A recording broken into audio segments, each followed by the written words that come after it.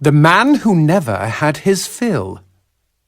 It was a cold and snowy eve, certainly no night for a man without a home to be walking these grey and endless streets.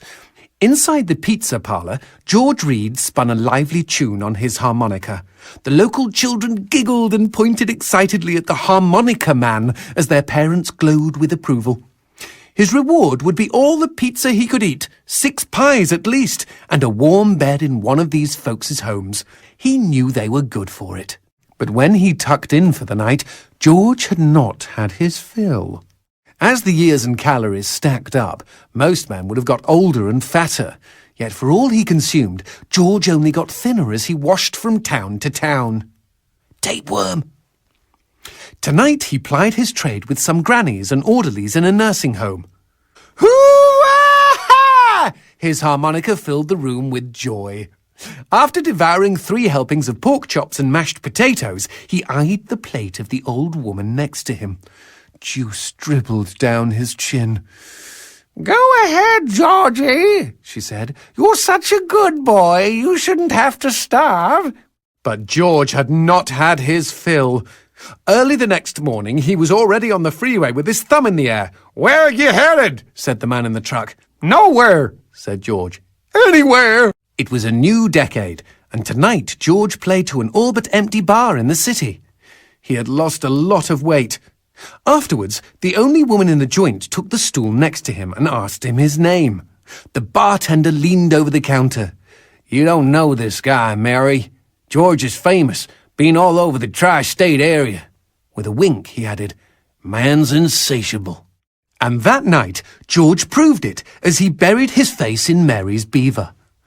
"Holy woodland creatures! Attaboy, George! Attaboy, George!" "Play that harmonica," she purred. But even after 5 trips to heaven and back, he had not had his fill. The morning after was an awkward affair as they stared at each other over coffee. One wanted to feel more, the other just wanted to feel. In his final days, George was all skin and bones. I can relate, except for the skin part. His last meal had been a mistake. It was on a sidewalk one night in a small suburban town that he came across the boy. Hungrily, and with an agonized grimace, he opened his mouth to beg for help.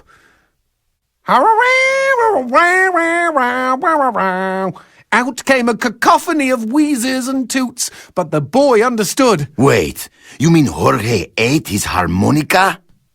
Once he was alone, George Reed looked at the candy bar he held in one hand and began to cry. They found George's half-eaten body in a market next town over. In one hand he held a knife, in the other a fork. Chunks of flesh had been torn from his chest and his arms. Blood framed an eerie smile. The wind that morning blew fierce, and as it whistled through the hole he'd carved out of his own neck, the harmonica man played his last song in this world. There were Gawkers, and many knew him. They shared stories of how he'd filled them with hope, filled them with life. They, at least, had had their fill. Especially Mary. The end.